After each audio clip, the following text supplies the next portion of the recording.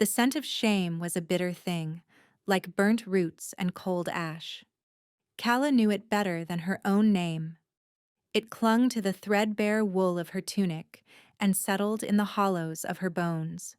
Here, at the edge of the Sunstone Pack, worth was measured in the strength of your wolf, the sharpness of your claws, and the ferocity of your spirit. Calla had none of these. She was wolfless, a flaw in the bloodline, a walking embodiment of her family's fall from grace generations ago. Her only gift was a curse in this land of warriors.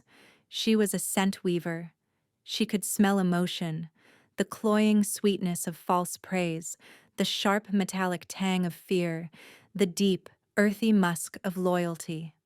More than that, she could subtly manipulate them, weaving whispers of calm into a storm of rage or a thread of hope into the fabric of despair. It was a useless, passive magic in a world that roared. Today, the air was thick with a collective anxiety that tasted like ozone before a storm. The entire pack was gathered in the main clearing, their postures stiff, their faces grim. The tribute was due. Every 5 years, a new offering had to be sent to the Frost King's court in the north, a gesture of fealty to the Alpha of Alphas, King Alaric, who ruled from his icy fortress in the heart of a perpetual winter. Her sister, Sarah, stood beside her. Sarah was everything Calla was not. Tall, strong, her inner wolf a blazing furnace of power that Calla could feel even from a few feet away.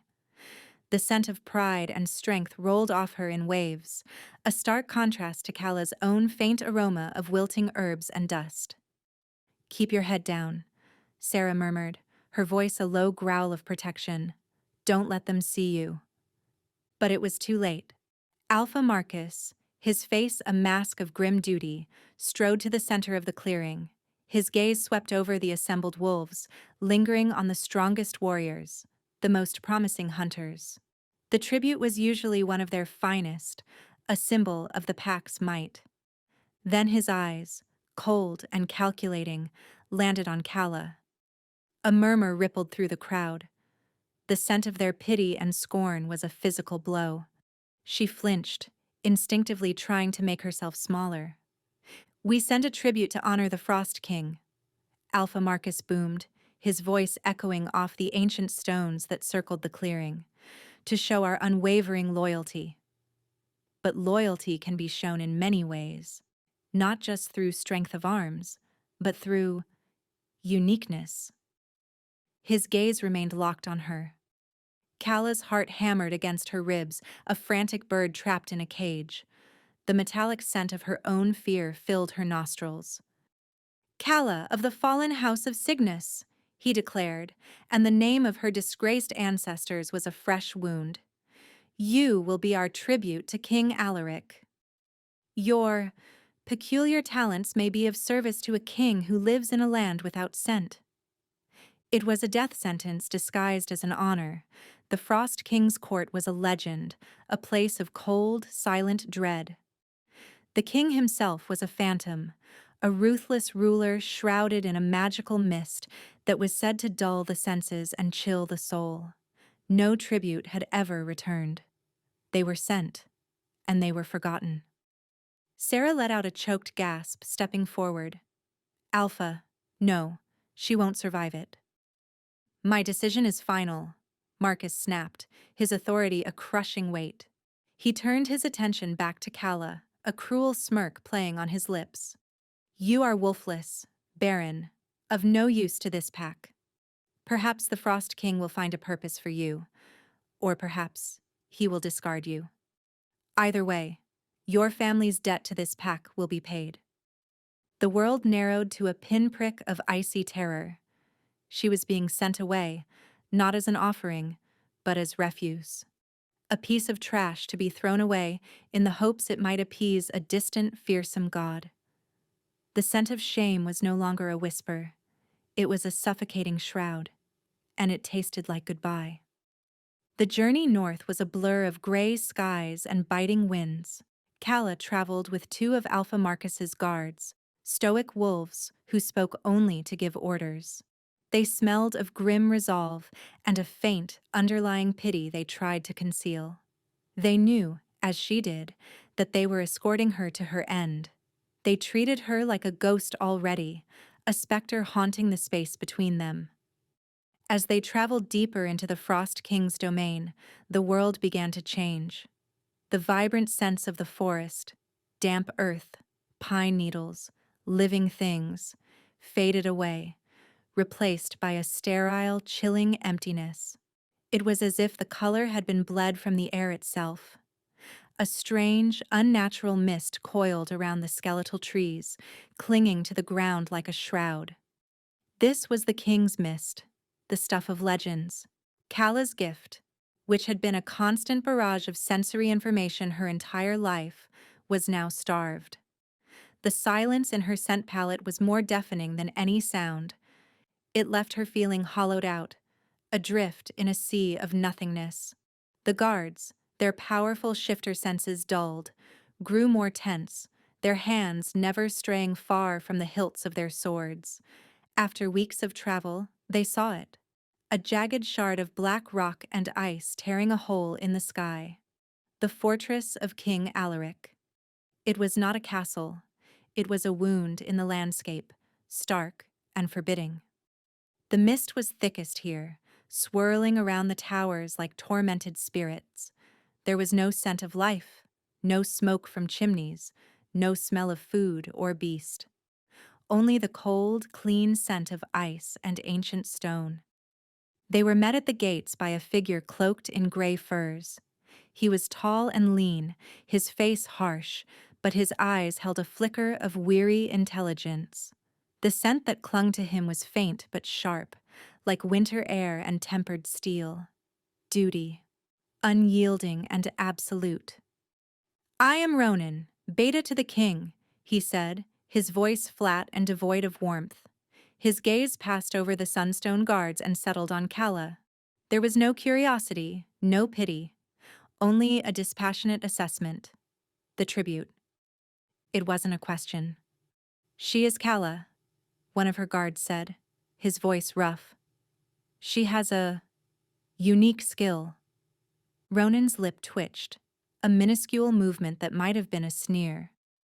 "The king will be the judge of that. Your duty is done. Leave." Her guards didn't hesitate. They gave her one last look, a flicker of something that might have been regret, and turned, their footsteps swallowed by the mist. Calla was alone, a tiny, fragile thing before the immense, silent fortress. The great iron-banded doors groaned open, revealing a hall that seemed carved from a glacier. The air inside was even colder, a deep, penetrating chill that had nothing to do with the temperature. It was the cold of absence, an absence of life, of warmth, of hope.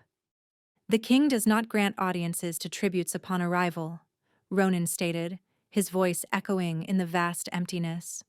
"You will be quartered. You will be given tasks. If you prove useful, you may survive. If not..." He left the sentence unfinished. He didn't need to complete it. The silence of the castle spoke for him. He led her through endless corridors of polished black stone that reflected the ghostly light filtering through high, narrow windows. There were no tapestries, no decorations, no sign that anyone truly lived here. It was a tomb. Finally, they stopped before a simple wooden door. "Your chambers? Your duties will be brought to you in the morning. Do not wander." He turned and walked away, his footsteps fading into the oppressive silence. Calla pushed the door open. The room was small, Spartan, containing only a narrow bed, a small table, and a single candle. It was cleaner than her hovel back home, but infinitely more lonely. She sat on the edge of the hard mattress, the profound sensory deprivation pressing in on her. For the first time, she truly understood the horror of this place. It wasn't just cold, it was empty, a void. And in the center of this void sat the Frost King, a man whose reputation was as cold and empty as his kingdom. A man who devoured tributes and was never seen. She closed her eyes and tried to weave a scent of comfort for herself, a memory of her sister's warm, steady presence. But nothing happened. The mist even smothered her own small magic. Here, in the heart of the frost, she was truly, utterly powerless. Days bled into one another, each one a mirror of the last. Calla's duties were menial and isolating. She polished silver that was never used, dusted furniture in rooms that were never entered, and swept stone floors that were never dirtied. She saw no one but the silent, gray-clad servants who moved like wraiths through the halls, their faces blank, their scents muted to a faint whisper of old sorrows. The castle was a place of profound sensory nullification. The pervasive mist seeped through stone walls, its chilling touch suppressing every smell, every emotion, every flicker of life. For Calla, it was a unique form of torture.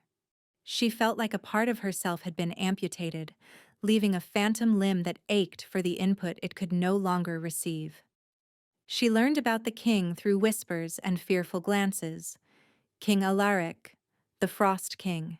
He remained in the highest tower, a recluse no one but his beta, Ronan, ever saw. They said the mist was his creation, a shield of sorrow and rage that kept the world at bay. They said he was cursed, his heart frozen solid in his chest.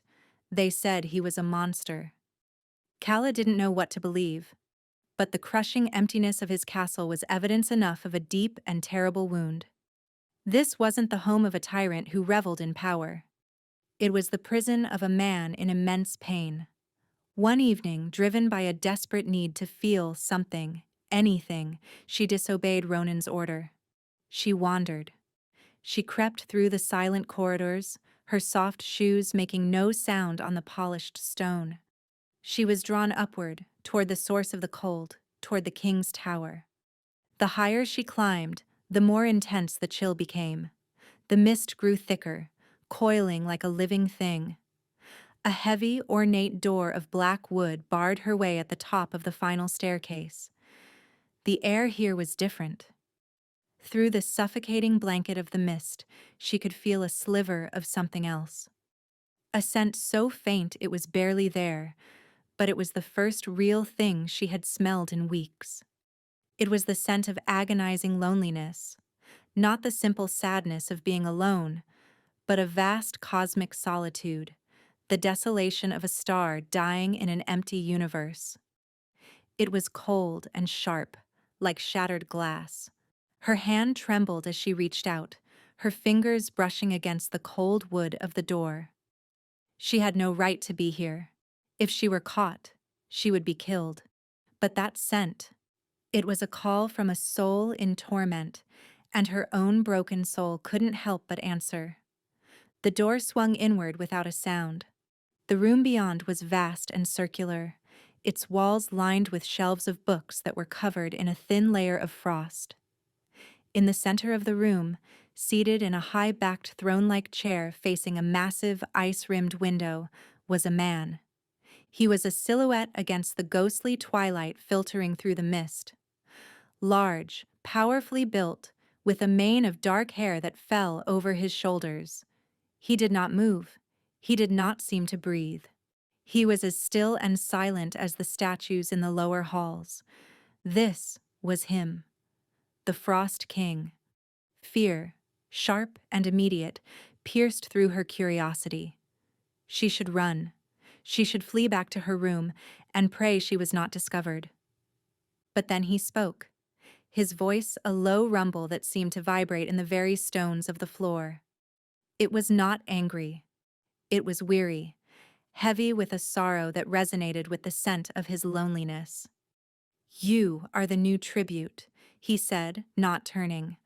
"The one with the peculiar talent." Calla froze, her blood turning to ice. He knew. He had known she was there the entire time. My lord," she stammered, her voice a pathetic whisper. He finally turned his head, and for the first time she saw his face. It was a masterpiece of harsh, beautiful lines, a strong jaw, a straight nose, a mouth that looked like it had forgotten how to smile.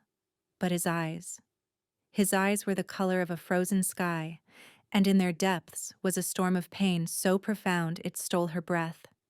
He was not a monster. He was a man drowning. "They sent me a scent weaver," he said, a bitter, humorless smile touching his lips, "to a kingdom that has no scent. The irony is exquisite." His gaze locked onto hers, and in that moment, the power imbalance was absolute. He was a king, an alpha of alphas, a being of immense, terrifying power. She was a wolfless omega, a discarded tribute. Yet, looking into his desolate eyes, Calla felt not just fear but a strange, aching pang of empathy. "Perhaps," she heard herself say, her voice shaking but clear, "they sent you the one thing that might matter in a world of nothingness.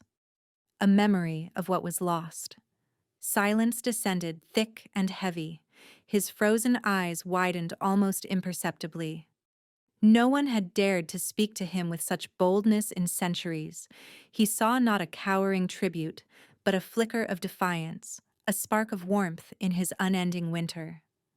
For the first time in a very long time, King Alaric felt something other than the cold. He felt curiosity. Alaric watched the small female. She stood before him, trembling, yet her gaze was direct. Her scent, which should have been completely smothered by the mist, was a faint, stubborn whisper of dried chamomile and courage.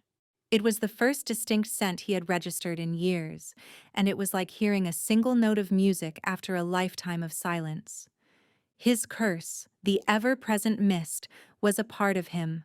It was born of the grief and rage from a betrayal long ago, and it had grown into this monstrous, sentient cold that mirrored his own frozen heart. It smothered everything: scent, emotion, connection. It had made him a king in a kingdom of ghosts, isolated on a throne of ice. And this wolfless omega, this broken tribute sent as a cruel joke, spoke to him of memory. "What is your name?" he asked, his voice still a low rumble. "Calla, my lord." "Calla," he repeated, the name feeling strange on his tongue. "You are not afraid of me." "I am terrified of you, my lord," she admitted, her honesty a startling contrast to the cloying fear and false deference he usually received. "But your loneliness is louder than my fear." The statement struck him with the force of a physical blow. She could smell it. She could smell the truth of him, the secret agony he had hidden from the world for centuries. This peculiar talent of hers was not the parlor trick he had imagined. It was a key, and it was being held by the most insignificant creature in his entire kingdom. A dangerous, unfamiliar emotion stirred within him. Hope. It was a fragile, painful thing. "Ronan confines you to the lower levels," he stated, a test. "Yes, my lord." "From now on, you will perform your duties here. In this room." A flicker of panic crossed her face, quickly suppressed. To be confined with him, the source of the terrifying cold, was a terrifying prospect. But it was a command, not a request. She gave a short, jerky nod. And so began their strange, silent ritual. Calla would arrive each morning as the gray light filtered through the frosted window. She would dust his untouched books, polish the obsidian floor, and tend to a fire that gave off light, but no discernible heat. She never spoke unless spoken to. Alaric would watch her. He would sit on his throne, a tome open in his lap. But his eyes would follow her small, determined form as she moved through the room. He watched as she began her quiet rebellion against his winter. She couldn't use her scent weaving in the traditional sense. The mist was too powerful. But she found other ways. She would find a single, resilient spider silk and leave it on his desk, its scent a microscopic whisper of persistence. She would crush a dried leaf she'd found tucked in her pocket from her journey, releasing a momentary phantom scent of autumn and decay, of a world that still turned, of seasons that still changed. They were tiny, insignificant acts, but in Alaric's sterile, scentless world, they were explosions of sensation. He found himself anticipating them, this tiny daily reminder that a world existed beyond his self-imposed prison. One day, he found her staring at the massive, frost-covered window. "What do you see?" he asked, his voice startling her. "I see the memory of a son," she answered softly, not looking at him. "It's faint, but it's there." Under all the ice, he rose from his throne, the movement fluid and silent for a man of his size, and came to stand beside her. He was a mountain of shadow and power, and she had to crane her neck to look at him. Up close, the scent of his solitude was overwhelming, a physical weight that made her want to weep. "There has been no sun here for 200 years, he said, his voice laced with a bitterness so profound it was almost a physical taste. "That doesn't mean it's not there," she insisted, her gaze fixed on the window. "It's just forgotten." Without thinking, she focused all her will, all the meager dregs of her power, not on creating a scent, but on enhancing one that already existed. She reached for the smell of his loneliness and tried to weave into it a single thread of warmth, a memory of a sunbeam she had felt on her face as a child. For a fleeting, impossible second, a tiny patch of the frost on the windowpane melted. A single perfect drop of water trickled down the glass. Alaric stared at it, his frozen eyes wide with shock. He looked down at Calla, who was pale and swaying, the effort having drained her completely. He reached out, his hand hovering near her shoulder, an instinct to steady her warring with a lifetime of untouchable isolation. The moment was shattered by the heavy tread of footsteps. Ronan appeared in the doorway, his face a mask of iron disapproval. His gaze flickered from the drop of water on the window to Calla's pale face, and then to his king's outstretched hand. "My lord," Ronan said, his voice tight, "your uncle, Lord Borin, has arrived. He demands an audience." The fragile warmth in the room vanished, instantly replaced by a biting cold. Alaric's hand dropped to his side. His expression shuddered, the mask of the Frost King slamming back into place. "Send him in," Alaric commanded, his voice once again the flat, dead thing it had always been. He turned his back on Calla and the melted drop of water, striding back to his throne. The moment of connection was over, broken by the intrusion of the outside world. And Calla could smell the new scent that clung to the air around her king, the sharp, metallic tang of dread. Lord Borin was a wolf carved from granite and ambition. He was older than Alaric, with a face full of harsh lines and a beard shot through with silver. He carried the scent of the old ways, of blood and dominance, and an unyielding belief in strength above all else. It was a suffocating, arrogant smell, and it set Calla's teeth on edge. He strode into the throne room as if he owned it, his heavy fur-lined cloak sweeping behind him. His eyes, small and sharp, immediately dismissed Calla as nothing more than a piece of furniture before fixing on his nephew. "Alaric," he began, his tone a grating mix of feigned deference and actual command. "The southern lords grow restless. They speak of the unending winter, of a king who hides in his tower while his lands freeze. They question your strength." Alaric remained impassive on his throne, his face a mask of cold indifference. "Let them question. Their lands are sworn to me. Their loyalty is not a matter of weather." "Loyalty is a matter of power," Borin boomed, taking a step closer. "They see weakness. A king who cannot control his own domain, who cannot even take a mate to secure his line. They see the curse winning." At the word curse, the temperature in the room plummeted. A fresh layer of frost bloomed on the window panes, erasing the small patch Calla had cleared. Alaric's knuckles were white where he gripped the arms of his throne, The scent of his pain, sharp and cold, spiked in the air. Borin's gaze slid to Calla again, a cruel, calculating light in his eyes. "And what is this? The tribute from Sunstone? I heard they sent you their refuse, a wolfless omega. Is this how you project strength, nephew? By surrounding yourself with the broken and the useless?" Calla flinched, the insult a familiar sting.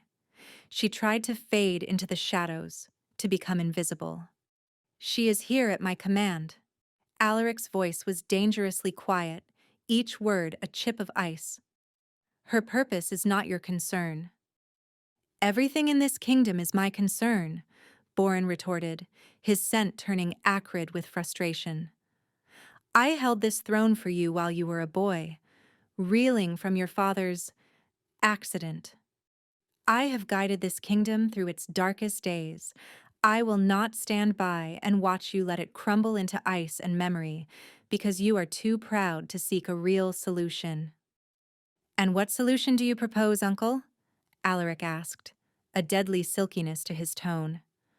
"A show of force, a political marriage. Lady Genevieve of the Silver Moon Pack has been offered. An alliance with them would silence the dissenters. She is a true alpha female, strong, fertile. She would give you heirs, solidify your rule. She is what this kingdom needs, not—" He gestured dismissively at Calla. "This." The room was suffocatingly tense. Calla felt trapped between two crushing forces. Borin was the embodiment of the world that had rejected her, a world of brutal strength and calculated power. Alaric was something else, a mystery wrapped in pain. "Your counsel is noted, Lord Borin," Alaric said, his voice final. It was a clear dismissal. Borin's jaw tightened. He shot one last venomous look at Calla before turning on his heel. "Do not let your grief make you a fool, Alaric. A frozen heart can be shattered." He swept from the room, leaving a trail of cold fury in his wake. For a long time, the only sound was the faint whisper of the wind outside. Alaric did not move, did not speak. He stared into the distance, his face unreadable, but Calla could smell the turmoil inside him, the raw, open wound of his grief, the bitter taste of his uncle's ambition, and the cold, heavy weight of his duty all swirled together in a silent, agonizing storm. She wanted to say something, to offer some small comfort, but the gulf between them felt wider than ever. He was a king, and his problems were the problems of kingdoms and alliances and ancient curses. She was just a wolfless girl who could smell his sadness. Finally he spoke, his voice rough. "Leave me." It was not a request. Calla bowed her head and quickly scurried from the room, her heart aching with a sorrow that was not entirely her own. As the heavy door closed behind her, she heard a sound from within, the sharp crack of something shattering, followed by a roar of pure, helpless rage that was instantly swallowed by the suffocating silence of the mist. Alaric's control, already tenuous, began to fray after his uncle's visit. The mist thickened around the castle, and the cold deepened, seeping into the very marrow of the stones. The servants whispered of the king's temper, of storms of ice that would spontaneously form in the corridors of the upper tower. Calla continued her duties in his chambers, the silence between them now stretched taut with unspoken tension. He was more withdrawn than ever, a formidable fortress of solitude. Yet, she persisted in her small acts of defiance. A smooth river stone left on his table, carrying the phantom scent of water and time. A raven's feather, smelling of wind and sky. She was polishing the obsidian floor near his throne one afternoon when a book, dislodged from a high shelf by a tremor of icy rage from the king, tumbled down. It landed with a heavy thud at her feet. It was a children's book, its leather cover worn smooth with age. The title was embossed in faded gold, "The Weaver of Sunlight." Instinctively, she picked it up. The pages were brittle, the illustrations simple but beautiful. depicting a mythical being who could weave sunlight into threads of warmth and hope. My mother used to read that to me. Alaric's voice was a ghost from his throne. It was the first time he had spoken to her in days. Calla looked up, surprised by the raw, unguarded pain she saw in his eyes. The scent of his grief was suddenly overwhelming. Not cold and distant, but sharp and fresh, like a newly opened wound. It smelled of lost warmth and a mother's love. She sounds like she was wonderful, Calla whispered, clutching the book to her chest. She was the sun, he said, his gaze distant. And my uncle extinguished her. The confession hung in the air, terrible and absolute. Calla's breath caught in her throat. The accident Borin had referred to, it wasn't an accident. He orchestrated my father's death and my mother's disappearance. He told everyone she ran, unable to bear her grief. He made me king, a boy he could control.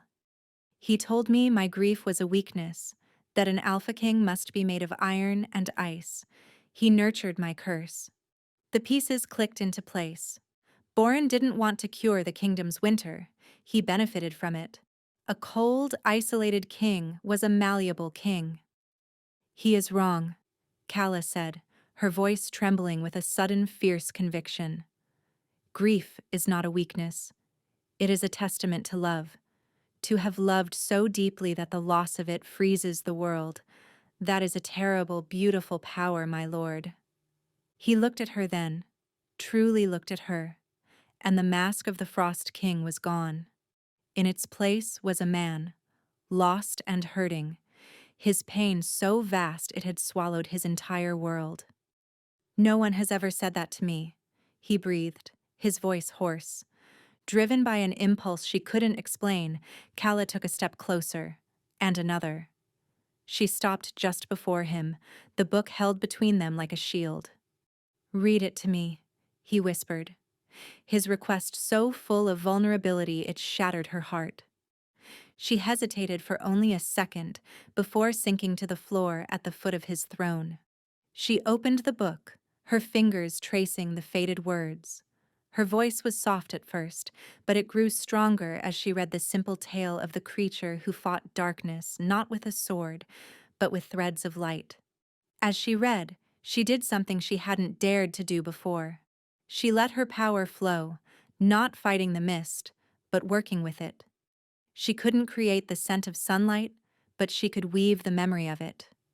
She pulled the scent of his grief for his mother, that pure, aching love, and wove it into the words she spoke. She layered it with the phantom scent of the river stone, of persistence, and the raven's feather, of freedom. It was the most complex thing she had ever attempted. It was like trying to embroider a tapestry in a hurricane. But as she spoke the final words of the story, a miracle happened. A single, pure, golden beam of sunlight broke through the oppressive mist. It sliced through the frosted window and struck the center of the room, illuminating a swirl of dust motes in a brilliant, holy light. The air grew warmer. The frost on the walls receded. The scent of his grief was still there, but now it was mingled with something else.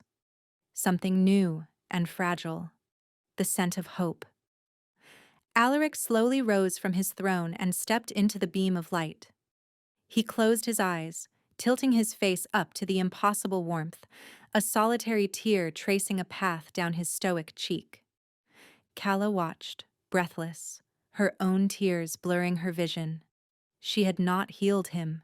She had simply reminded him how to feel, and in the face of that feeling, the curse, for a single, perfect moment, had faltered.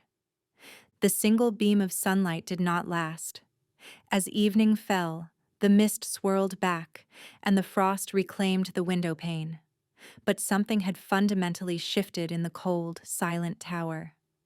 The oppressive emptiness had been lessened, replaced by a fragile, tentative connection. Alaric began to speak to her more, not of kingdoms or politics, but of small things. He asked her about her home, about the scents of the sunstone forest. He listened, his expression unreadable, as she described the smell of rain on hot dust, of wild honey and crushed pine needles. To him, they were exotic tales from a foreign land. In return, he told her about the books that lined his walls. He spoke of histories and myths, of worlds that existed only on paper.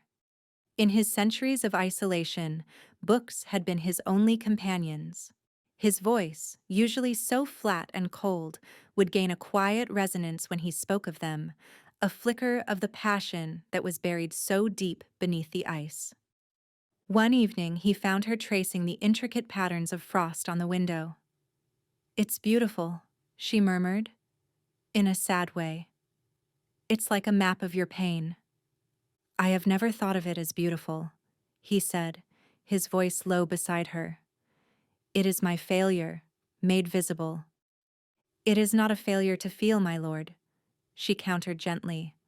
"The failure is in believing you must feel it alone." He turned to face her, the space between them charged with an energy that had nothing to do with the cold. His frozen sky eyes searched her face, and for the first time, she saw not just a king, but a man.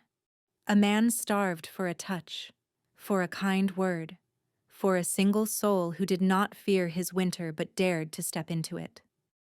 "Calla," he began, his voice rough with an emotion she couldn't quite name. It smelled of longing and a deep, terrifying vulnerability. Before he could continue, the heavy doors to the chamber burst open. Ronan stood there, his face grim, his posture rigid. "My lord," he said, his voice strained. "There is an urgent situation. A delegation from the Silver Moon Pack has arrived. They have brought Lady Genevieve. Lord Borin is with them. He is announcing your betrothal." The words fell like shards of ice into the quiet warmth of the room. Betrothal. Lady Genevieve. The strong, perfect alpha female his uncle had chosen for him. Alaric went rigid. The temperature in the room dropped so fast that Calla's breath plumed in the air. The scent of his shock and fury was a physical force, a blizzard that threatened to tear the room apart. The window, which had been slowly clearing, was instantly encased in a thick, opaque sheet of ice.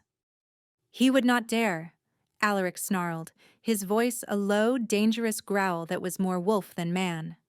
"He has, my lord," Ronan confirmed, his own scent a tight knot of controlled anger and loyalty. "They are in the great hall. The southern lords are with them. Borin has forced your hand." This was a coup, Calla realized with a jolt of terror, a political checkmate.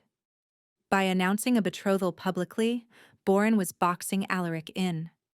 To refuse the alliance now would be a grave insult to the Silver Moon Pack, a powerful ally, and would make Alaric look weak and indecisive in front of the wavering southern lords. Borin was using the kingdom's own traditions and needs as a weapon against its king. Alaric's gaze fell on Calla.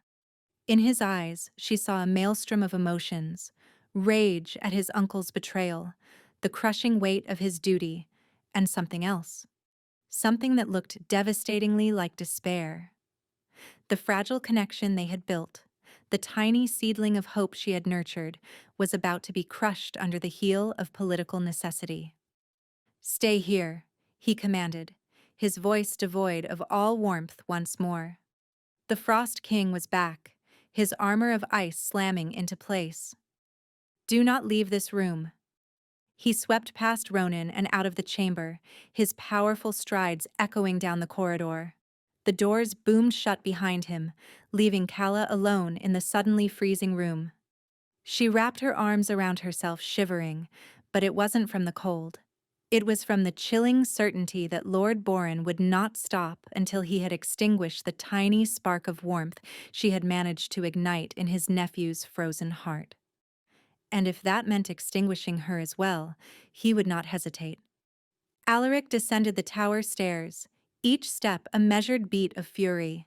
The mist in the corridors swirled violently around him, a visible manifestation of the tempest inside his soul. For centuries, he had accepted his isolation, accepted the cold. He had allowed his uncle's poisonous whispers to convince him that this was his penance, his nature. Then Calla had come, a broken, wolfless thing who had looked at his curse and called it beautiful. She had not tried to fix him. She had simply sat with him in the dark. In her presence, for the first time, the ice around his heart had begun to thaw. The silence had been filled not with words, but with a shared understanding that went deeper than any vow. And now Borin was trying to rip that away from him, to force him back into the gilded cage of a political marriage, to chain him to an alpha female who would see his vulnerability as a weakness to be exploited or a flaw to be corrected. He entered the great hall. It was filled with wolves, more life than the castle had seen in a century. Southern lords, their sense a mix of arrogance and apprehension, stood alongside the formidable warriors of the Silvermoon Pack. At the center of them all stood his uncle, a triumphant smirk on his face. Beside Borin was a woman of striking beauty, Lady Genevieve. She was tall, with hair the color of spun silver and eyes as sharp and gray as a blade. The scent of her power was immense, a confident, dominant aura that demanded respect. She was everything a queen was supposed to be, and she was a complete stranger to him. Alaric! Borin's voice boomed with false bonhomie. Just in time. We were celebrating the wonderful news. Your betrothal to the lovely Lady Genevieve. A new era of warmth and prosperity for our kingdom is at hand. A smattering of polite, if tense, applause echoed in the cavernous hall. Alaric's gaze swept over the assembled lords, over the proud Silvermoon Alpha who was Genevieve's father, and finally settled on his uncle. His voice was quiet, yet it cut through the murmuring like a shard of glass. There is no betrothal. A collective gasp went through the hall. Borin's face darkened with rage. Lady Genevieve's perfect composure faltered for a fraction of a second, her scent flashing with the sharp sting of humiliation. Nephew, do not be a fool, Borin hissed, his voice low and menacing. This alliance is essential. Do not let a moment's pique destroy centuries of tradition. It is you who is the fool, uncle, Alaric retorted, his voice rising in volume, resonating with a power that had long been dormant. You speak of tradition, but you seek only to control. You speak of the kingdom's prosperity, but you have thrived on its cold. You mistake my grief for weakness, but you have never understood the strength it takes to endure it. He took a step forward, and the temperature in the hall dropped 20 degrees. The torches sputtered, their flames turning blue. The assembled lords shrank back, their scents turning sour with fear. You have conspired behind my back. You have brought strangers into my home and presumed to speak for me. You have overstepped. For the last time. He looked at the Silvermoon Alpha. Lord Callan, my uncle has misled you. I offer my deepest apologies for this insult to you and your daughter. There will be no marriage. My court is not a marketplace, and I am not for sale. Lord Callan, a proud and powerful wolf, bristled with fury, but he was also wise enough to recognize the raw, untamed power radiating from the Frost King. This was not the passive, reclusive monarch of rumor. This was an alpha of alphas, awakened and enraged. This is an outrage, Borin roared, his composure finally shattering. You would doom us all for what? For some pathetic, wolfless stray you keep in your tower? The moment the words left his mouth, he knew he had made a fatal error. Alaric moved. He was not a man anymore. He was a force of nature, a blur of shadow and ice. He crossed the hall in a heartbeat, his hand clamping around Borin's throat, lifting the older wolf clear off his feet. The air crackled with killing intent. You, Alaric snarled, his eyes glowing with a pale, terrifying light, will never speak of her again. He held his uncle suspended, choking, his face turning purple. The entire hall held its breath, certain they were about to witness the execution of a lord. But then, through his rage, a scent reached him. Faint, but clear. Chamomile and courage. Calla. She was in the upper gallery, drawn by the commotion. She was watching. And her scent was not just a fear for herself, but a fear for him. Fear that he would become the monster they all believed him to be. His rage faltered. He looked at the gasping, pathetic man in his grasp and felt not satisfaction, but a profound emptiness. This was Borin's way, the way of violence and dominance. It was not his. It was not hers. With a final growl of disgust, he threw his uncle to the floor. Borin landed in a heap, gasping for air. "You are stripped of your titles and your lands," Alaric declared, his voice ringing with absolute authority. "You are banished. Leave my sight. If you ever set foot in my kingdom again, I will not be so merciful." He turned his back on his sputtering uncle and faced the stunned assembly. "The Silver Moon delegation will be given guest quarters until morning. Then you too will depart. My alliance is not so easily bought." Without another word, he strode from the great hall, leaving chaos and shock in his wake. He did not go back to his tower. Instead, he went to the one place he had avoided for 200 years, the Queen's conservatory, his mother's sanctuary. It was now a ruin of frozen dead plants, a monument to his loss. But tonight, he needed to be there. He needed to remember who he was, before he decided who he was going to become. Calla had watched the entire confrontation from the shadows of the upper gallery, her heart pounding a frantic rhythm against her ribs. She had seen the raw power Alaric possessed, the killing intent in his eyes. She had also seen the moment he pulled back from the brink, the internal struggle that had saved his uncle's life, and she knew, with a certainty that resonated deep in her soul, that she had been the cause of it. Her presence, her scent, had anchored him. When he left the hall, she didn't return to the tower. She followed him. She kept to the shadows, a ghost in his wake, drawn by the scent of his turmoil. It was a chaotic blend of triumphant rage, deep-seated grief, and a new, terrifying uncertainty. He was a man who had just shattered his own cage, and now he was standing in the rubble, unsure of what to do next. He led her to a part of the castle she had never seen, a wing that was even colder and more derelict than the rest.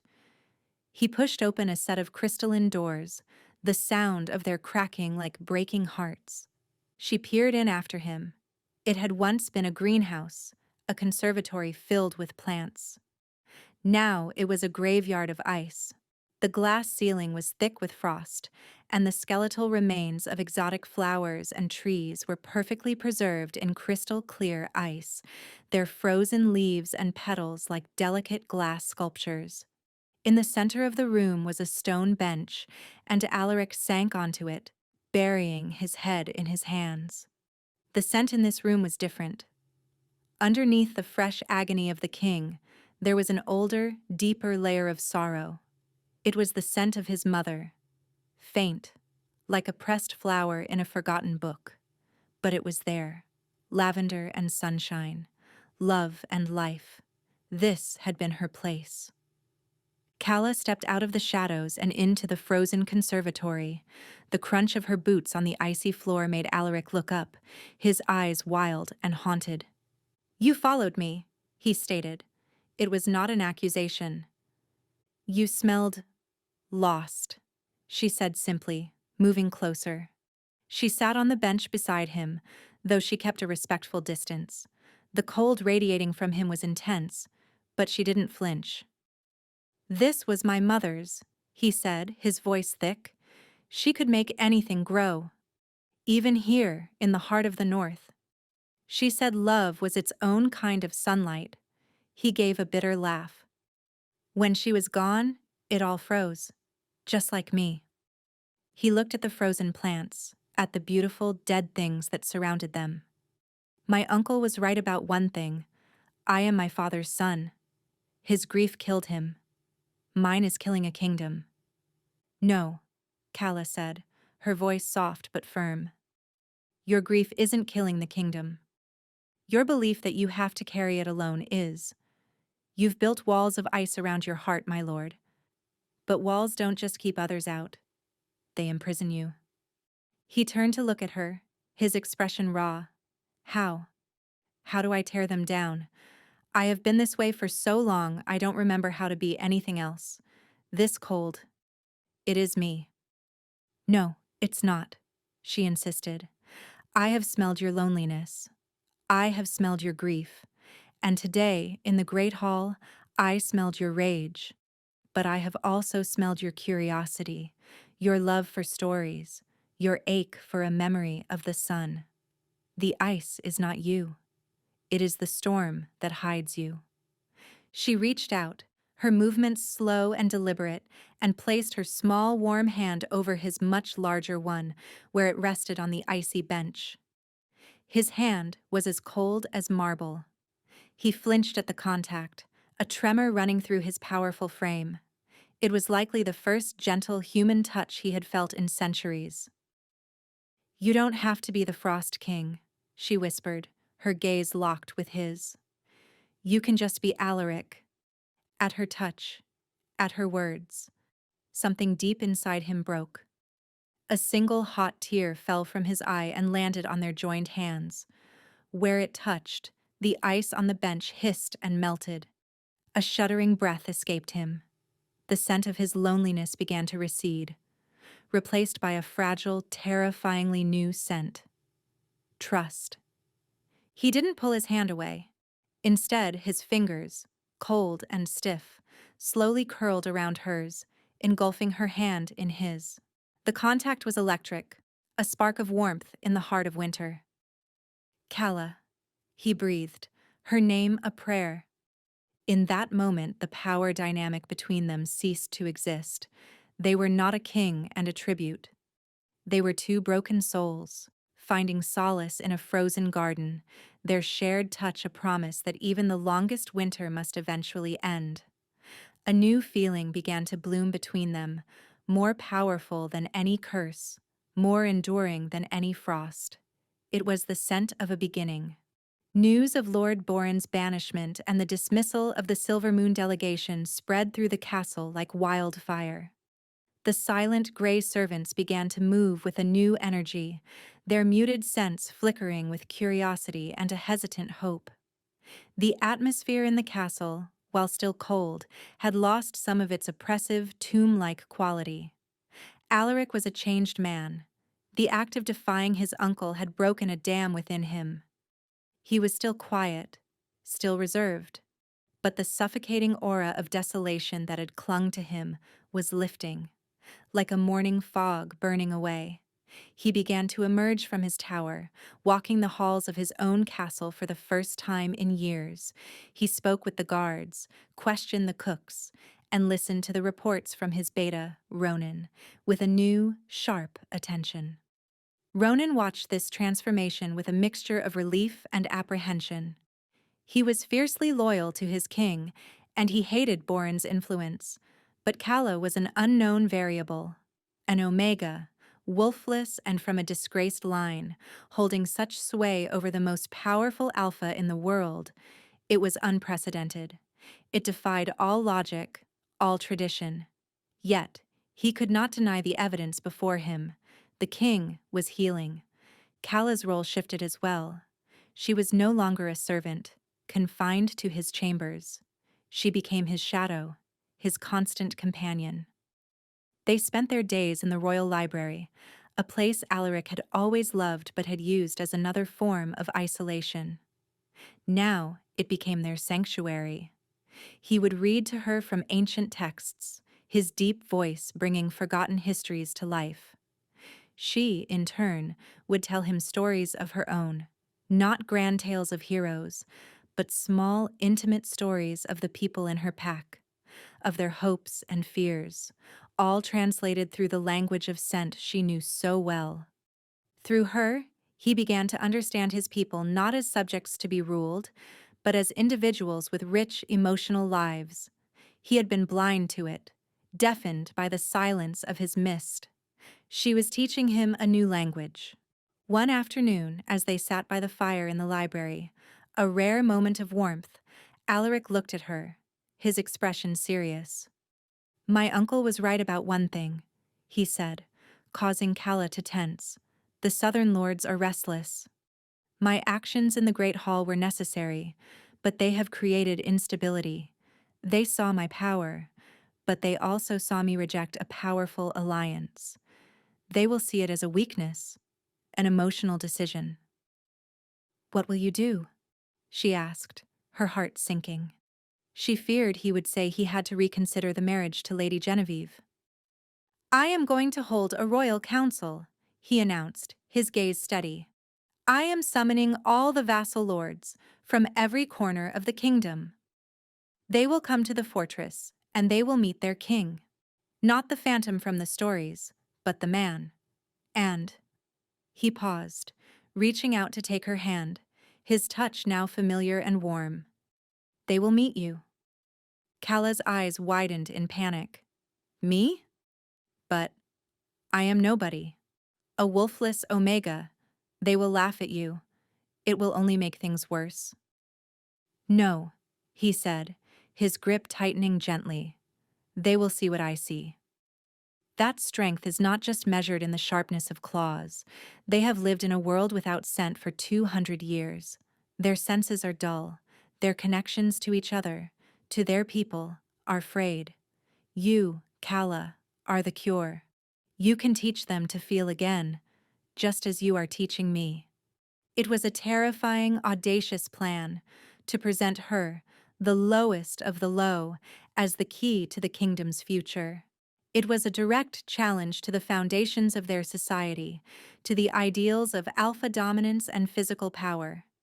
It was a gamble that could unite the kingdom behind him or shatter it into open rebellion. "I can't," she whispered, the old insecurities, the scent of her own shame rising up to choke her. "I'm not strong enough." Alaric brought her hand to his lips, pressing a soft kiss to her knuckles. The gesture was so tender, so full of reverence, it stole her breath. "You are the strongest person I have ever known," he said, his frozen sky eyes blazing with a conviction that left no room for doubt. "You walked into the heart of winter and did not fear the cold. You faced a monster and saw only a man. They will see it too. I will make them see it." She looked into his eyes, and she saw his faith in her. It was a gift more precious than any crown. For her entire life, she had been told she was worthless. Now, a king was telling her she was the hope of a kingdom. And as she smelled the unwavering loyalty and the burgeoning love radiating from him, she found a flicker of that same faith in herself. "All right," she breathed, her voice barely a whisper. "I will try." The summons went out, carried by ravens to the far corners of the kingdom. The lords of the realm were called to the frosty heart of their nation for a royal council, the first in living memory. The news was met with a mixture of shock, suspicion, and intrigue. For 2 centuries, the king had been a recluse. Now he was demanding their presence. Something was changing in the north. As the lords and their retinues began to arrive, the castle, once a silent tomb, was filled with a cacophony of new sounds and, for Calla, a bewildering flood of new scents. The mist still suppressed the aromas, but it could not completely smother the sheer volume of life now packed within the walls. She smelled the earthy grit of the mountain clans, the briny tang of the coastal lords, and the dusty arrogance of the ancient houses from the south. It was overwhelming, a tidal wave of emotion and personality that left her head spinning. The lords were a formidable group, hulking alphas with scars on their faces and power radiating from them like heat. They looked at the perpetually winter-bound castle with disdain and eyed the king's beta, Ronan, with suspicion. They murmured in corners, their conversations full of doubt. "He rejected the Silver Moon Alliance," she overheard one lord grumble to another. An act of madness. Borin may have been ambitious, but he understood politics. They say he is still lost in his grief, another added, that the curse has finally claimed his mind. Calla felt a knot of anxiety tighten in her stomach. Alaric's gamble felt more and more like a fool's hope. These were hard, practical men. They would not be swayed by talk of emotion and connection. Alaric kept her close, a silent statement to all who saw them. She stood by his side as he greeted each delegation, her simple wool dress a stark contrast to the silks and furs of the noble ladies who eyed her with a mixture of pity and contempt. She was an anomaly, a question mark at the center of the court. "Who is she?" a lady whispered behind her fan, her scent a cloying mix of rosewater and spite. "Some kind of pet?" Calla flinched, but Alaric's hand found hers, his grip firm and reassuring under the cover of his cloak. He leaned down, his voice a low murmur for her ears only. "Let them whisper. Their words are wind. What we do will be the storm." The night before the council, the tension in the castle was palpable. Alaric took Calla to the Queen's conservatory. It was still frozen, but the air within felt less desolate, charged with a new potential. "Are you afraid?" he asked, his gaze searching hers in the ghostly light. "Yes," she admitted. "They see me as you once did. As refuse. A joke." "I was a fool," he said, his voice laced with self-recrimination. "I was blind and deaf and frozen. You taught me how to see. Tomorrow you will not be on trial. They will be. I will ask them to look beyond what they know, to value what they have forgotten. It is they who must prove they are worthy of the future, not you." He stepped closer, framing her face with his hands. His touch was warm now, the chill of his skin a memory. "Whatever happens tomorrow, Calla, know this. You have already saved one life in this kingdom. You saved mine." He lowered his head and kissed her. It was not a kiss of passion, but of profound, aching tenderness. It was a kiss of gratitude, of reverence, of a hope so fierce it felt like a physical force. His lips were soft, and they tasted of the cold, clean air and the faintest hint of the man he was becoming. In that moment, all her fear dissolved, replaced by a love so powerful it felt like it could melt every glacier in the kingdom.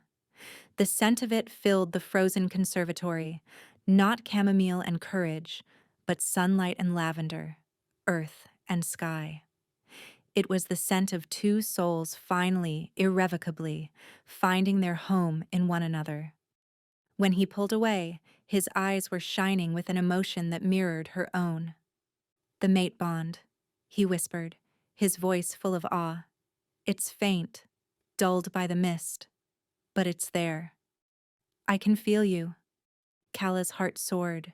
The fated connection between shifters, the one thing her wolfless state had supposedly denied her. It was real. With him. "I have always felt you," she answered, her own tears beginning to fall.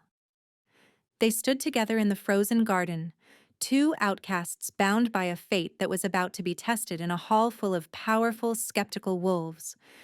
But now, they would not face it as a king and his tribute. They would face it as mates. The great hall was arranged for the council. The long tables had been removed, replaced by chairs set in a semicircle facing the twin thrones on the dais. It was a stark, intimidating setup. The assembled lords took their seats, their faces grim, their armor gleaming in the cold torchlight. The air was thick with the scent of skepticism and challenge. Alaric entered the hall with Calla at his side. He was not wearing a crown or the heavy furs of the Frost King. He was dressed in simple black leather, the attire of a warrior, not a monarch. Calla wore a plain gray dress, her only adornment a single raven's feather Alaric had given her, tucked into her braided hair. Their simple appearance was a deliberate statement, a rejection of the pomp and ceremony the lords had expected. A hostile murmur rippled through the crowd as they saw Calla walk with him, not behind him. He led her not to a seat at the foot of the dais, but to the second throne, the one that had sat empty for 200 years, the queen's throne. The murmuring exploded into outraged shouts. "This is an insult!" bellowed Lord Valyrias, a barrel-chested lord from the south, his scent a mix of sour wine and fury.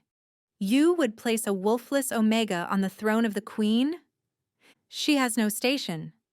No bloodline," another cried. Alaric stood before them, letting their anger wash over him. He remained silent until the shouts died down to a resentful grumbling. Then he spoke, his voice calm but carrying to every corner of the hall. "You are right," he began, the admission stunning them into silence. "She has no great title. Her bloodline is considered disgraced. She possesses no wolf. By every law and tradition we hold dear, she is the weakest among us." He paused, his gaze sweeping over their faces. "And yet, this weak Omega has done what none of you, with all your strength and power, could do. She has brought the sun back to my tower." A few of the lords scoffed, but others shifted uncomfortably, remembering the rumors of a light seen in the king's window. "For 2 centuries," Alaric continued, his voice resonating with a deep personal pain, "we have lived in this frost. We have accepted it as a curse, a penance. We have grown used to the silence, to the numbness. Our senses have dulled. We cannot smell the fear of our people, the loyalty of our soldiers, the sickness in our lands. We lead by sight and by sound, but we are blind to the heart of our kingdom." He turned and looked at Calla, his expression softening. "This woman, Calla, speaks a language we have forgotten. The language of scent, the language of the soul. She can smell a lie before it is spoken. She can feel a coming rebellion in the air like a change in the weather. Her gift is not one of claws and teeth. It is a gift of perception, of empathy. A gift this kingdom desperately needs." "Empathy is not a weapon," Lord Valyrias shouted, getting to his feet. "How will her perception stop an invasion from the wild clans of the borderlands? How will her empathy fill our granaries for the winter?" "Because our greatest enemy is not the wild clans," Alaric countered, his voice like steel. "It is the cold in our own hearts.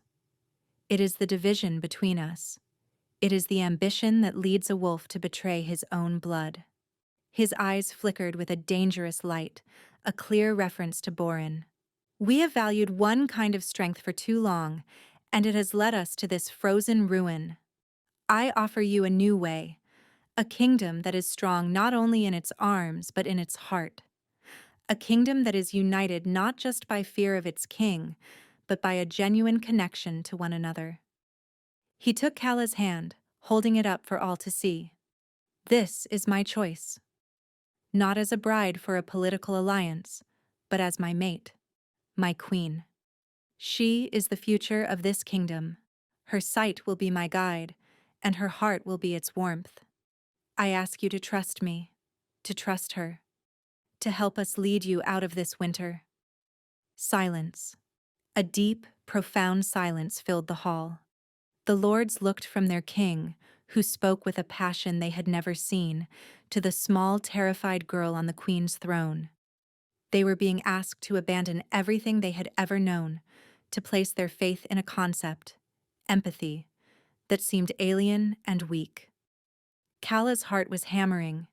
She could smell their conflict, their deep-seated prejudice warring with the undeniable power in Alaric's words. The fate of the kingdom hung in this moment, balanced on the edge of a knife. Then, one figure moved.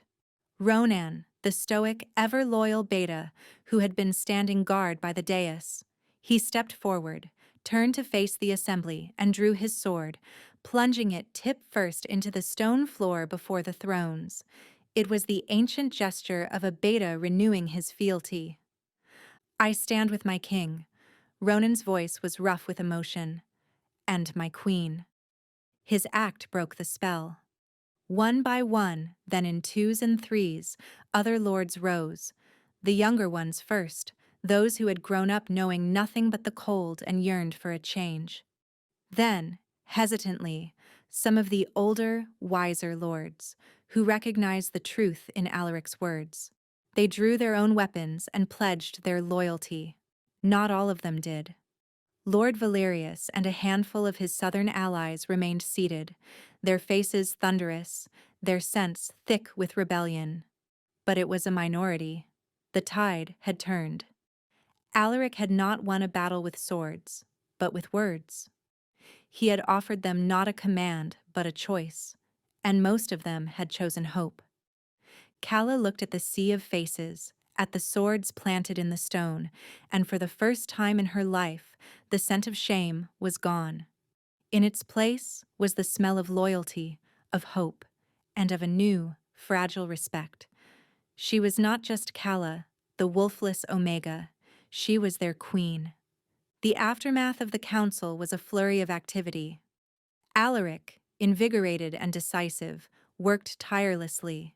He met with the loyal lords, forging new strategies, listening to their concerns, and, with Calla's quiet guidance, learning to read the subtle emotional currents beneath their political posturing.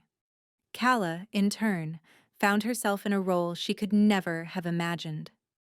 The ladies of the court, who had once scorned her, now sought her out, their initial contempt replaced by a wary curiosity. She started small. She taught them to identify the herbs that could be used to create calming scents, to be placed in sick rooms or nurseries. She showed them how scent could be used in diplomacy, how a room scented with honest, earthy aromas could encourage truthfulness, while one filled with cloying, artificial perfumes put everyone on edge. They began to see her peculiar talent, not as a strange magic, but as a practical, valuable skill. But Lord Valyrias and his dissenting faction were not idle. They had retreated to their southern holdings, and whispers of their discontent grew louder. They sent messengers to the Silver Moon Pack, attempting to stoke the fires of their wounded pride. They spread rumors that the king was bewitched by a powerless Omega, that his mind was broken, and that the kingdom was vulnerable. Alaric knew a confrontation was inevitable. Valyrias believes in the old ways, he told Calla one evening as they stood on a balcony, watching the weak, silvery light of the northern moon. He sees my choice of you as the ultimate proof of my weakness. He will not rest until he has broken us. He cannot break us, Calla said, leaning against him. The cold mist still swirled around the castle, but it was thinner now, less oppressive. The king's growing emotional stability was slowly starving his own curse. What we have is stronger than his hate. I know, Alaric murmured, wrapping his arm around her. But he can still hurt our people. He is trying to rally the southern armies. He intends to march on the fortress. The scent of Alaric's worry was a sharp metallic tang under his usual calm. He was not afraid for himself, but for his kingdom, for the fragile peace he was trying to build, and for her. Their fragile progress was put to a terrible test a week later. A sickness broke out in the lower levels of the castle, where the servants and their families lived. It was a strange, wasting illness that seemed to attack the spirit as much as the body. The afflicted grew listless, their senses dulled, their will to live fading away. The castle healers were baffled. Calla went to the infirmary against the advice of Ronan and the protestations of Alaric, who feared for her safety. The moment she entered, she knew this was no natural illness. The air was thick with a scent she had never encountered before. It was a smell of absolute despair, but it was artificial, manufactured. It was cloying and wrong, a scent designed to smother hope. It was a weapon. Poison, she breathed, her hand flying to her mouth. Not for the body, but for the soul. A scent poison. It was a dark and twisted perversion of her own gift. Someone had weaponized despair. She worked tirelessly, moving from bed to bed. The victims were barely responsive, lost in a fog of apathy. She couldn't simply weave a counterscent. The poison was too strong, actively attacking any positive emotion. She realized she couldn't fight it directly. She had to go around it. She sat with a small child, a little boy whose breathing was shallow. She didn't try to weave a scent of happiness or health. Instead, she focused on one simple, powerful memory from her own life.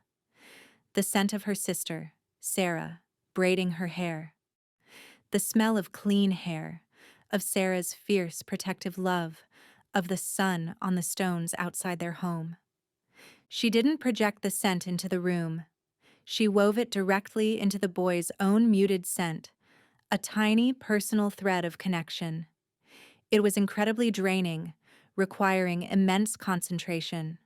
For a long moment, nothing happened. Then, the boy's eyelids fluttered.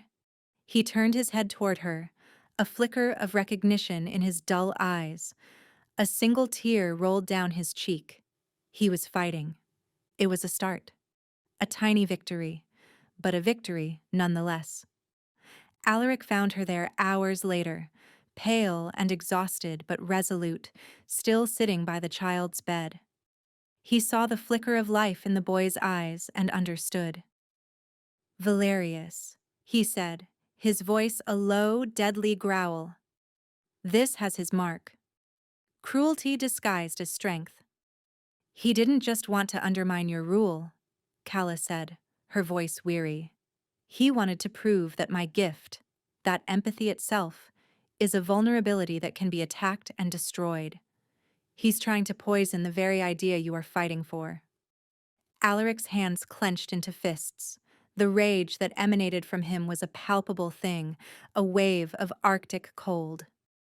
But when he looked at Calla, at her exhausted but determined face, the rage was tempered by a fierce, protective love. "He will fail," Alaric vowed. "You have shown us the way. Now I will show him the strength of a king who fights for the heart of his people, not just for their obedience." The battle lines had been drawn. It was no longer just a political struggle. It was a war for the soul of the kingdom. The scent poison was a declaration of war. Alaric sent his swiftest riders to the loyal lords, calling his banners. The fortress, once a place of silence, now echoed with the clang of steel being sharpened and the low murmur of soldiers preparing for a fight. The coming conflict was not just about fealty. It was a referendum on the future Alaric and Calla had proposed. Calla, meanwhile, led the effort against the poison. She organized the castle women, teaching them her methods. They became her scent weavers, a small army fighting not with swords, but with memory and hope. They gathered personal mementos from the families of the sick, a worn blanket, a child's toy, a lock of hair, and Calla taught them how to draw out the residual emotional scents and weave them into the aura of the afflicted. It was slow, painstaking work, but it was working. One by one, the victims of the poison began to stir from their stupor, anchored to the world by these threads of love. Alaric watched her, his heart filled with a mixture of pride and fear. She was his queen in every sense of the word, leading her people with a quiet strength that shamed the brutish posturing of his enemies. But she was also his mate, and the thought of her being in danger was a constant gnawing ache in his chest. The day the scouts returned with news of Lord Valyrias's army marching north, a heavy gloom settled over the castle. They were outnumbered. Valyrias had successfully allied with the spurned Silver Moon Pack and several other southern houses who clung to the old ways. That night, Alaric found Calla in the library, poring over ancient maps. Her face was pale with exhaustion, but her eyes were bright with a fierce intelligence. "You should be resting," he said gently, placing a hand on her shoulder. "I can't," she said, her finger tracing a line on the map. "Valyrias thinks you will wait for him here, behind these walls. He thinks he can lay siege and let the cold and his poison do the work for him. He expects a defensive war." "It is our best option," Alaric admitted. "The fortress is nearly impregnable." "But it concedes the kingdom to him while we hide," she countered, looking up at him. "And it means a long, drawn-out fight, where more people will suffer." "There is another way." She pointed to a narrow, treacherous path on the map, a pass through the Frostfang Mountains known as the Widow's Needle. "The old tales say this pass is haunted, that the winds that howl through it carry the voices of the dead. No army has ever attempted to cross it." "For good reason," Alaric said grimly. "It is a death trap. One blizzard and an entire army would be lost." "But the mist is yours, Alaric," she said, her eyes intense. "You control the cold. You have been fighting it, suppressing it. What if you used it? What if you embraced the part of you that is the Frost King? You could guide an army through that pass, shield them from the worst of the storm, and fall on Valyrias' flank when he least expects it. You could end this war in a single, decisive blow." He stared at her, stunned. She was asking him to wield the very curse he had spent centuries fighting, to turn his greatest shame into his greatest weapon. It was a terrifying, brilliant strategy. It was the thinking of a queen. "It would be a great risk," he said, his mind racing, "if I lose control, even for a moment." "You won't," she said, her faith in him absolute. "Because you won't be alone. I will be with you." "No," he said immediately, his voice harsh. "It is too dangerous. I will not risk you on a battlefield." "I am not asking for your permission, my lord," she replied, her tone firm but gentle. She stood and placed her hands on his chest, right over his heart. "Your control over the mist is tied to your emotions. When you are calm, it recedes. When you are in turmoil, it rages. In the heart of a battle, with the lives of your men on the line, you will be in turmoil. You need an anchor. Let me be that anchor." He looked down at her, at this small, wolfless woman who possessed more courage than any alpha warrior he had ever known. She was right. Her presence, her scent, her very soul, had become the calm at the center of his internal storm. Without her, the plan was reckless. With her, it just might work. The mate bond pulsed between them, a silent affirmation. This was their path. Together. "So be it," he said, his voice thick with emotion. He pulled her into his arms, holding her tight. "We will show them the true power of the North. Not just the cold of its winter, but the fire of its heart." The plan was set in motion. Alaric gathered his most trusted warriors, a smaller, faster force capable of navigating the treacherous mountain pass. The larger part of his army remained at the fortress under Ronan's command, tasked with making a show of preparing for a long siege to deceive Valyrias' scouts. Calla rode with Alaric's vanguard.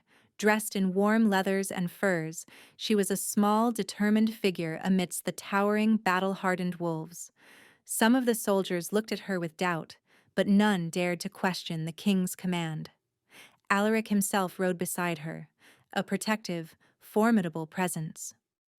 As they entered the Frostfang Mountains, the natural cold of the peaks combined with the king's mist to create a brutal, unforgiving environment. The wind howled through the rocks, a physical assault that carried razor-sharp shards of ice. This was the first true test. Alaric closed his eyes, his face a mask of concentration. He was not fighting the cold anymore. He was reaching into it, commanding it. Calla could smell the immense effort it took, the scent of ozone and sheer willpower radiating from him. Slowly, miraculously, the wind lashing at their column began to lessen. A pocket of relative calm formed around them, a moving bubble of sanctuary in the heart of the blizzard. The snow still fell, but the deadly, biting wind was held at bay. The soldiers stared in awe, their doubt turning to a fierce, unwavering belief in their king. Calla's role was just as crucial. She rode beside Alaric, her senses stretched to their limit. She monitored his emotional state as closely as a navigator watches a compass. When she smelled the sharp tang of his frustration or the cold spike of his fear for his men, she would reach out and touch his arm, a simple physical contact. Or she would murmur a quiet word, reminding him of a story from the library, of their plans for the spring. And she wove her scents, not for the whole army, but for him alone. She created a constant, subtle aura around him, the phantom scent of the warm library fire, of old paper and ink, of the lavender from his mother's ruined garden. These were the scents of his peace, of his humanity. They were the anchor that kept the Frost King from being consumed by his own power. They traveled for 2 days through the hellish landscape, a ghost army moving through a place no living thing was meant to be. The soldiers, inspired by their king's power and their queen's quiet fortitude, pushed on without complaint. On the 3rd morning, they emerged from the pass. Below them, spread out in the valley, was the camp of Lord Valyrias's army. It was a massive, sprawling encampment, confident and unprepared, their backs to the mountains they believed to be impassable. The trap was set. Alaric looked down at the enemy army. Then he looked at Calla. Her face was chapped by the wind, her body weary, but her eyes shone with love and an unshakable belief in him. He had faced battles before, fought with the strength of a king and the fury of an alpha. But today, he would fight with the heart of a man who had something precious to protect. He drew his sword, the ancient steel ringing in the cold, clear air. "For the North!" he roared, his voice echoing down the mountainside. "For our queen!" And with a sound like an avalanche, his army charged down the slope, a wave of vengeance and new hope, with the fury of a controlled blizzard at their backs. The battle for the kingdom's soul had begun. The attack was a devastating success. Valyrias's army, caught completely by surprise, was thrown into chaos. Alaric and his warriors crashed into their flank like a tidal wave of ice and steel, scattering their formations and shattering their morale. The controlled blizzard Alaric had maintained in the pass was now unleashed upon the valley, a swirling vortex of snow and wind that blinded and disoriented his enemies. Calla remained at the top of the ridge with a small contingent of guards, her vantage point giving her a clear view of the battle. It was a terrifying, brutal ballet of violence, but her focus was not on the chaos. It was on Alaric. She could see him, a dark figure on a massive black warhorse cutting a swath through the enemy ranks. He was a terrifying, beautiful sight, the full power of the Frost King on display.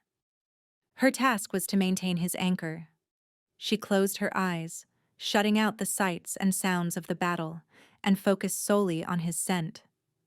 It was a maelstrom of battle rage, cold fury, and fierce, protective love. It was a precarious balance.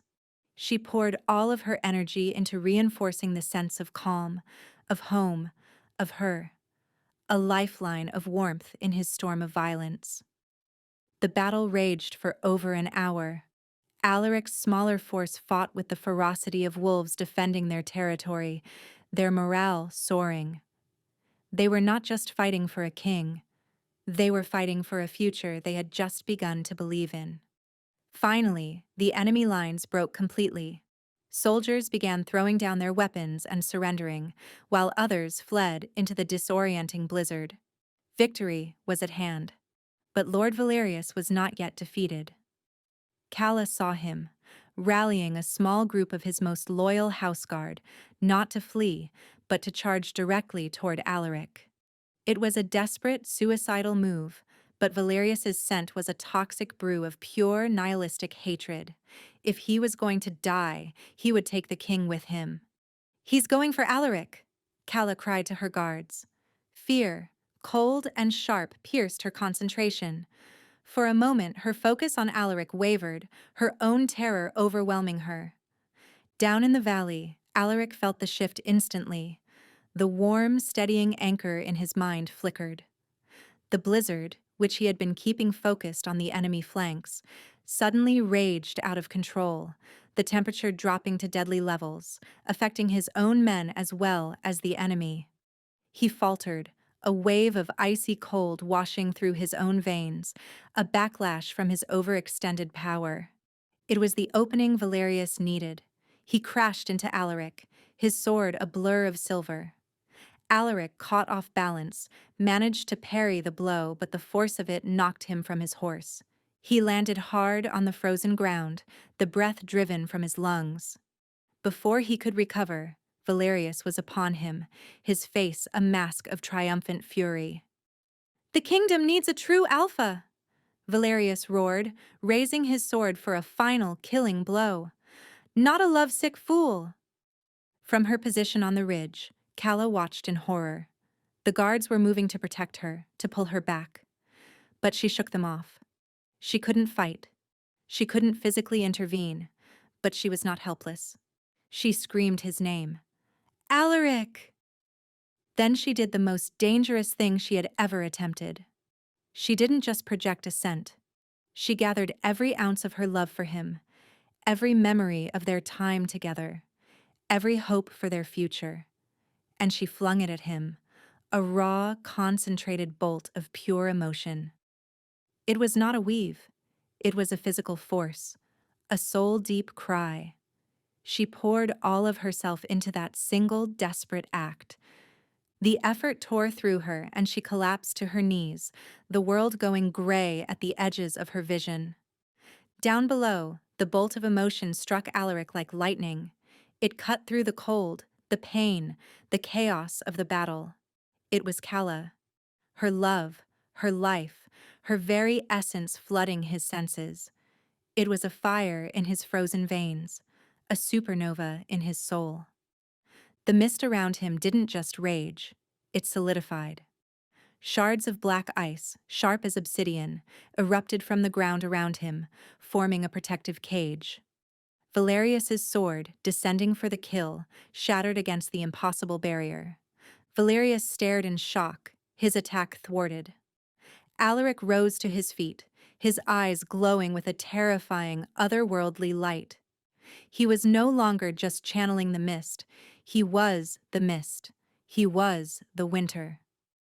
"You are right, Valyrias." Alaric's voice was the sound of a glacier cracking, of an avalanche falling. "The kingdom does need a true alpha." He raised a hand, and the black ice lanced out, piercing Valyrias's heart. The Southern Lord froze, his expression of triumph turning to one of shocked disbelief, before he crumbled into a shower of ice and dust. The battle was over. Silence fell over the valley, broken only by the whistling of the wind. Alaric stood, breathing heavily, the black ice receding back into the ground. The overwhelming power began to fade, leaving him swaying with exhaustion. His first thought was of Calla. He looked up at the ridge and saw her collapsed form. A terror colder than any winter seized him. Forgetting the surrendering soldiers, forgetting his victory, he ran, his heart pounding with a single desperate prayer. Alaric reached the ridge, his heart a block of ice in his chest. He fell to his knees beside Calla's still form, his guards parting before him like the sea.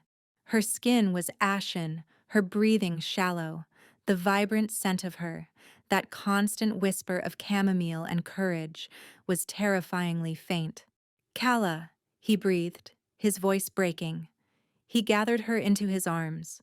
She was limp, her head lolling against his shoulder. He had felt her desperate final push, the raw power of her soul crying out to his. He knew, with dreadful certainty, that she had sacrificed a part of herself to save him. "She exhausted herself, my lord," one of the guards said, his voice full of awe. "We've never seen anything like it." Alaric barely heard him. He pressed his forehead to hers, pouring his own energy, his own life force, into her through the mate bond. It was a frantic, desperate act. He had just won a kingdom, but the victory was ash in his mouth if he lost her. "Don't leave me," he whispered against her skin. "Please, Calla." Stay with me. We were supposed to see the spring. Slowly, agonizingly, a flicker of warmth returned to her skin. Her eyelids fluttered. She let out a soft moan, her brow furrowing in pain. Alaric? Her voice was a thread of sound. Relief, so potent it was dizzying, washed over him. I'm here. I'm here. He held her, rocking her gently, heedless of the soldiers and the prisoners watching from the valley below. He was no king in that moment, just a male terrified of losing his mate. The journey back to the fortress was a somber affair. The victory was absolute, but the queen was wounded. Alaric never left her side, carrying her himself. He brought her not to the healers, but to the queen's conservatory. He laid her down on the cold stone bench where they had first touched, bundling her in the warmest furs. He did not know how to heal her body, but he knew he had to heal the part of her she had expended, her spirit. He sat beside her for hours, for days. He held her hand and he talked to her. He didn't read from books of heroes or kings. He told her stories of his own. He told her about his mother, about the silly songs she used to sing while she gardened. He told her about his father, a good man broken by grief. He confessed his deepest fears, his centuries of loneliness, his terror that he would never be worthy of the love she had so freely given him. He poured his soul out to her, every memory, every pain, every fragile hope.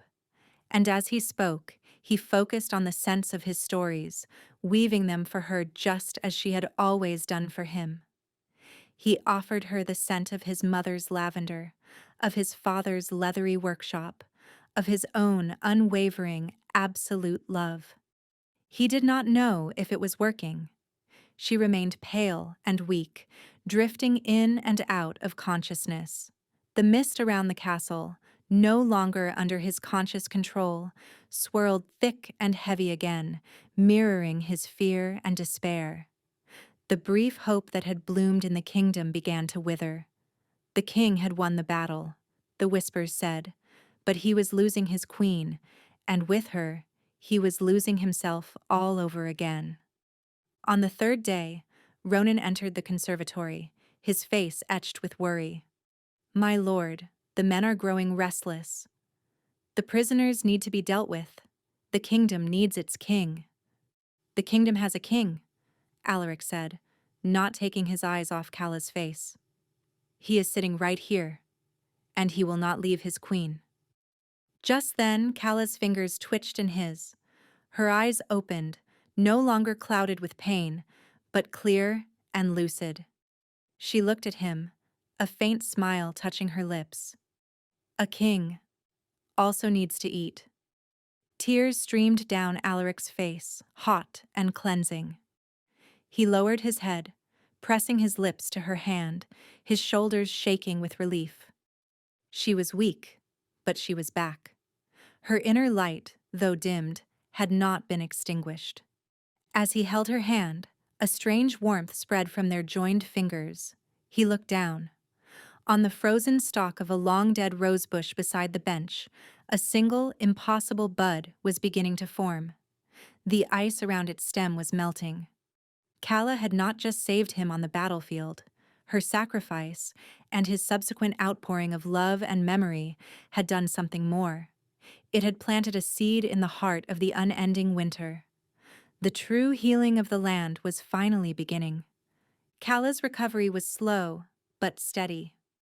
The single rose in the conservatory bloomed, a defiant splash of crimson in the frozen world, and it became a symbol of the kingdom's own fragile recovery. As Calla regained her strength, the mist around the castle began to recede in earnest. For the first time in 2 centuries, the people in the capital saw glimpses of a pale, watery sun. With Calla once again at his side, a true partner in rule, Alaric governed with a newfound wisdom and confidence. The captured soldiers from Valyrias' army were not executed, but given a choice: swear a new oath and be integrated into the king's army, or be exiled to the south. Most, having witnessed the power and surprising mercy of the Frost King, chose to swear fealty. The kingdom was changing. The story of the Battle of the Widow's Needle became a legend, whispered in taverns and sung by bards. It wasn't just a tale of military genius. It was the story of their wolfless queen, whose love was a weapon more powerful than any sword, and their king, who drew his strength not from his isolation, but from his connection to his mate. The old hierarchies began to crumble. Strength was no longer seen as purely physical. The perception and empathy that Calla embodied were now valued. She established a small school within the castle, teaching young shifters, and even some humans, the basics of scent weaving, not as a magic, but as a tool for understanding, healing, and diplomacy. Several months after the battle, on a day when the sun was shining with a surprising warmth, Alaric led Calla back to the great hall. It was not filled with grim-faced lords, but with the people of the castle, the guards, the servants, the cooks, the healers. He led her to the dais, before the twin thrones. Ronan stood waiting, holding a simple circlet woven from the branches of the first new sapling to sprout in the conservatory. "We were bonded by fate in a frozen garden," Alaric said, his voice ringing with an emotion that everyone in the hall could feel. "We were forged in the crucible of battle. But a union must be witnessed by the pack." He turned to her, his frozen sky eyes blazing with a love so bright it could have melted a glacier. "Calla of no house, weaver of scents, heart of my heart, and queen of my soul, will you formally accept my mark? Will you be my mate, before the eyes of our people?" Tears of joy streamed down Calla's face. "There has never been a moment I was not yours," she whispered. With a smile that transformed his harsh, beautiful face, Alaric leaned in. He gently brushed the hair from her neck, and with a tenderness that belied the sharpness of his teeth, he bit down, sealing their bond. A jolt of pure energy, warm and golden, shot through Calla. It was the final, formal click of a lock falling into place. The mate bond, once a faint whisper, now roared to life, a symphony of love and connection that resonated in every fiber of her being. She felt his strength, his joy, his unwavering devotion pour into her, and she sent her own love flooding back into him. Through the bond, she felt the last vestiges of his curse, the deep, ancient ice of his grief, finally shatter and melt away under the warmth of their completed union. The people in the hall erupted in a cheer, a genuine, heartfelt roar of approval and celebration. The king and his Omega Queen, the outcasts who had saved them all, were finally, formally, one. As Alaric pulled back, he lowered his head and nuzzled the mark on her neck. Calla's scent, once the faint aroma of wilting herbs, was now a rich, complex perfume of chamomile, courage, sunlight, and love, the scent of a queen. And for the first time, from the man beside her, she could smell a new, dominant note in his scent. Not loneliness, not grief, not even power. It was the simple, profound, and earthy scent of peace. The winter was truly over. 1 year later, the Queen's conservatory was no longer a frozen graveyard. It was a riot of life and color, a lush, verdant paradise teeming with flowers and plants from every corner of the kingdom. The glass roof, once thick with frost, was now clear, and brilliant sunlight streamed in, warming the air. The king's mist was a memory, a story told to wide-eyed children. Calla sat on the stone bench, which was now covered in soft moss. In her arms, she held a small, sleeping bundle wrapped in soft linen, her son, Cygnus. He had his father's dark hair and, when he was awake, his mother's perceptive, intelligent eyes. He smelled of milk and new beginnings. Alaric sat beside her, his arm wrapped securely around her shoulders. He was watching his son with an expression of quiet, profound awe. The harsh lines of his face had been softened by happiness, the haunted look in his eyes replaced by a steady, gentle warmth. He was no longer the Frost King. He was simply Alaric, a husband and a father. The kingdom was thriving. The alliance with the Silver Moon Pack had been reforged, this time built on mutual respect rather than political maneuvering. Lady Genevieve, it turned out, was relieved not to be married to a man she didn't know, and had become a surprisingly staunch ally. The Southern lords, seeing the prosperity and stability of Alaric's rule, had long since bent the knee in genuine loyalty. Calla's school had flourished. Scent weavers, now called empaths, served in courts and infirmaries across the land. The ability to understand and heal the heart was now considered a strength as vital as the ability to wield a sword. "He has your determination," Alaric murmured, his finger gently tracing the baby's cheek. "I saw him trying to shift his blanket for a full 10 minutes this morning. He refused to give up." Calla laughed, a light, happy sound. "He has your scent, though. That hint of winter air and ancient stone, but with a bit of sunshine mixed in." He leaned over and kissed her, a slow, deep kiss full of the comfortable intimacy of a love that was both a grand legend and a simple, everyday truth. "None of this would be possible without you," he said against her lips. "You walked into my winter and taught my heart how to beat again." "You taught me that being different wasn't a curse," she replied, her hand resting over his on her shoulder. "You saw a queen when everyone else, including me, saw an outcast." They sat in comfortable silence for a while, watching their son sleep, the warm, fragrant air of the conservatory enveloping them. The sounds of a happy, bustling castle drifted in through the open doors. It was a kingdom reborn, healed from the inside out. The wolfless Omega and the broken king had found each other in the dark and, together, had woven a new world from the threads of memory, courage, and a love that was strong enough to melt the frost of centuries and let the sun shine in.